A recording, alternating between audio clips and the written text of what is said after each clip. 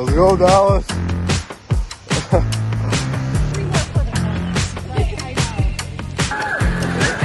Yeah, it is. Let's go, Blake. Woo! There we go, Blake. Let's go.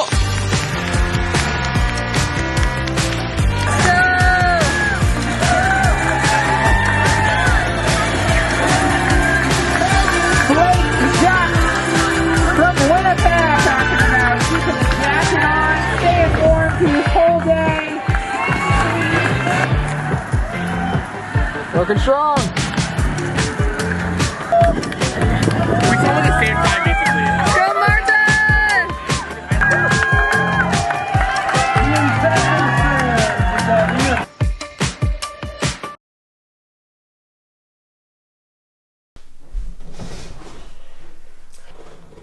Yo, what's going on YouTube? We're back and we're gonna go over Ironman 70.3 Victoria. Yeah, I wasn't even planning on doing Ironman Victoria 70.3, but we ended up doing it. It was a really good weekend with myself, with the 7 other Hacks athletes that came with us. So yeah, we're just gonna kind of go over that first and then talk about my nutrition plan for the race, my carb loading leading up to the race, because I've got a ton of questions about carb loading and how to do it and how to do it sufficiently to your body weight. Because if you're 140 pounds and I'm 180 pounds, we shouldn't be having the same amount of carbohydrates for the race, before the race. Gonna kind of go over that at the end and then talk about what's next for the rest of the year for me, for Hacks, for everything. So Wednesday, Thursday, Friday was pretty much just like prepping for the race. We did a shakeout swim, we did a shakeout bike, shakeout run, and the water was really cold in Ironman Victoria. It was probably around 55 to 58 degrees Fahrenheit, which was not hot at all. It's really cold. It feels like not an ice bath, but it's cold. It's for sure cold. So yeah, we did a practice swim on Friday. I felt good. Like my swimming going into this race, I was prepping for an Ironman, like a full Ironman, about a month ago. So my volume was really high and my thresholds of the volume was really high leading up to this one. And that's why I think I did a pretty strong race and I felt strong throughout the whole race. I just wanted the race to start the night before. Usually I'm nervous. I can't really sleep. I can't really eat the night before. Yeah, we woke up at 3:45 a.m. on Sunday morning. It was raining. It was cold. It was probably about 10 degrees Celsius outside and the water was about 55 in the water. I felt really good the whole swim. The gun went off. I kind of went around the 30-minute mark for the swimmers because I wanted to be in a faster group, so it would kind of push me throughout the swim and I'd be with a better group of bikers once we get into the bike. I usually feel a bit of fatigue in the swim, like I'd say around the 1K mark in a 70.3. Like in all my races in the past, I did feel a bit fatigued, but this one, I felt strong throughout the whole entire swim. Maybe it was because I just had a lot of training volume. I was doing a lot of like 3K plus workouts that I was used to. It was cold water. I like being cool when I'm training. I hate being like really hot. Like in Ironman Florida, I was super hot in the swim and I just did not like that in my wetsuit. I was sweating, I was hot. But this one, I was cool the whole time. I did around a 32-minute swim. I was holding a 139 pace for the whole swim. I felt good during it. I didn't get fatigued. Pushed through that, and then starting the bike, I put a rain jacket on because it was raining a lot, and it was pretty windy and cold. My feet were numb for like the whole bike and half of the run, but I had to take the bike pretty conservative because I didn't want to fall. It was slippery. I have rim brakes, so it's not the best to have rim brakes in wet conditions on bike. But I mean, I did a pretty solid bike. I did 250 watts average over the whole race for 2 hours 44 minutes. There was definitely a lot of hills. I think it was around 1,200 meters elevation. I felt good though. I felt good the entire bike. Nothing went wrong, didn't pop a tire, held all my nutrition really well, drank everything, ate everything to the T throughout the whole entire bike. Heading into the run, I didn't know how I was going to feel. Like, you can guess you're going to feel really good starting the run, really bad, but I felt good the entire run. Like, the whole race, I felt strong. I didn't feel like I was going to bonk. I didn't feel fatigued. I didn't even stop on the run just for some water for the aid stations. But it was wet. It was muddy. Like, your feet would literally sink into puddles, and then you'd have to pull your feet out. So I was really proud with a 1 hour 36 half marathon. I think that's like a 4:34 minute per kilometer average for a total time of 4 hours 57 minutes and 57 seconds, which is around like a 5-minute PR from last year's Ironman Victoria 70.3. I was expecting to do faster, to be honest, but I just think the bike was a lot slower than I'd expect it, just because it was wet. I felt really good, so I thought I was going to do like a 2:30, but I mean, I didn't, because was that my power? Was that I'm not as strong as I think I am? Was it the weather? I don't know. But we'll be doing another race, a 70.3 July 7th in the Ironman Muskoka. But now to go over my nutrition. So to start off the carb load,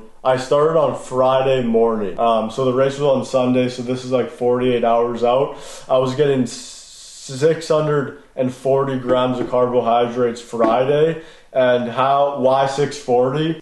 Because Mauricio, he's helping me with my nutrition now, and also going to help Hacks with our nutrition and just the whole group as a whole. You times your body weight in kilograms by 8, and that's what he told me to do, and I felt really good for the race. I didn't feel like I would bonk at all. I felt really energized throughout, so that's how I got 640 grams of carbohydrates. And then I did the same Saturday, but just added a bit more sodium on Saturday. And then the last meal on Saturday was to just be solely carbs. So I did have 4 whole russet potatoes, which are really high in potassium and carbohydrates. And then when I threw on some salt, it just upped that salt because I'm going to be sweating. And if you didn't know, potassium does help with cramping. That's why when people eat banana, it helps cramping. But russet potatoes, from the stats and the nutrition facts that I've been looking at,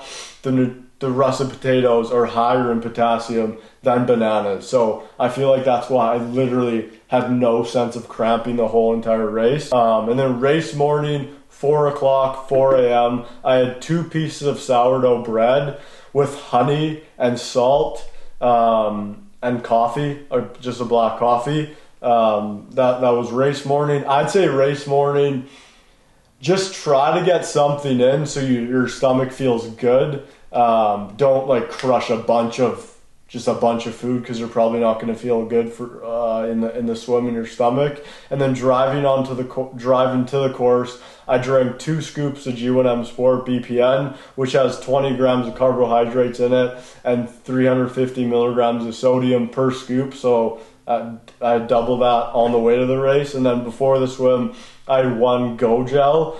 And then during the bike, I had 240 grams of carbohydrates and 2,500 milligrams of sodium per bike. So that was a 2 hour 44 bike. And how did we get that? We got that at averaging about 90 grams of carbohydrates per hour, because I thought I was going to do like a 2.5 hour bike. So 90 times 2.5 would be like what? 245.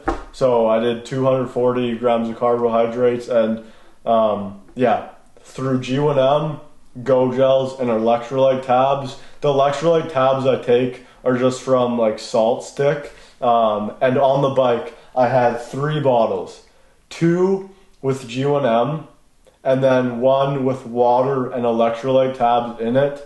And then, felt really good for the bike. And then on the run, I consumed 4 gels and then 4 electrolyte capsules, and then water as I needed it. The gels, I had 1 two Go Gels and then 2 Morton Gels because that's what they gave us. And then I just had water as needed. I splashed water all over my body every aid station just to cool down. If they had ice, I would have done that as well, but they didn't, and it was 10 degrees. So yeah, overall that race was really good. I felt really strong. Shout out to all the other athletes who finished as well. Scott, Mitch, Marta, Anna, Dallas, John, Olivia. They were all there. Some were racing, some were taking pictures. Some came in from Ohio, Seattle, across Canada just to race this race, take pictures with us in the Hacks family. And yeah, I'm very satisfied with this race. I know it's not like my PR for a 70.3 distance, but when you're comparing times for a distance, you can't even compare like Victoria 70.3 to Florida 70.3 because it's just totally different races. The elevation on the bike, the elevation on the run, the heat, the cold. It's just different for each race. After this race, I'm going to take a couple days off and just get back to like slowly building up to the volume I was doing plus more lifting. Yeah, my next race is going to be the Wine Country Half Marathon June 16th. I've never done a half marathon like all out. I'm going to try to do a sub 130. I don't think I'll have a problem with doing a 130 because when I do a 136 off a bike, I feel like I could do minimum like 8 minutes better, but we'll see. It's not a flat course here in Kelowna, but we'll see how that goes. And then for my next race, I just signed up for Ironman Muskoka 70.3 July 7th. I'm going to be there anyway. We're having the Hacks camp there from July 4th to around the 11th there. I think there's around 12 Hacks athletes going to Muskoka. A couple racing, couple just coming to train and support the crew at Muskoka Lake. So that'll be really fun. I can't wait for that. We did that last year the first time, so that'll be a cool event. And then after Muskoka 70.3, I go to Europe for probably around 6 weeks in the summer. So this is why I want to do Muskoka before we go to Europe, just to kind of like finish off this first half of the year. And then after Europe, I'm doing Running Man in September. So I'll be there. A couple other Hacks athletes are going. A couple other people I know are going. So if you're going there, hit me up. If you don't know what Running Man 2024 is, it's an event put on by Jesse Isler and Devin Levesque. And it's pretty much a weekend full of activities. The world's largest sauna. Saturday, like the race, there's a 1 mile track. And you can do it as many times as you want. So I don't know how far I'm going to go, but we'll see when I get there. And then I'm also going to do Ironman Florida 70.3 December 15th, which a bunch of the Hacks athletes as well.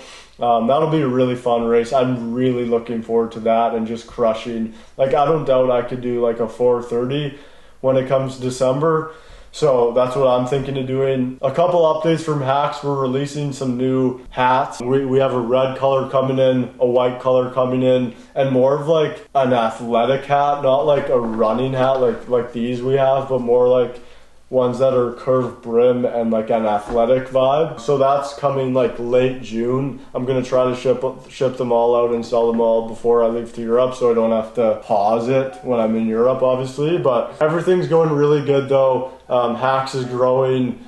Athletes are getting after it. It's race season, so all the winter grind fest is done, and now we're kind of celebrating with races, with setting new PRs, adding new athletes. And then after these races this summer, then we're just building this summer. Like for athletes that are done their races in May, June, but their next race is December. But now we're working on getting our strength back. Not that we lost it all, but just focusing on like 4 or 5 lifts a week rather than 2 to 3 prepping for a 70.3 or an Ironman. So yeah, I can't wait to start lifting again.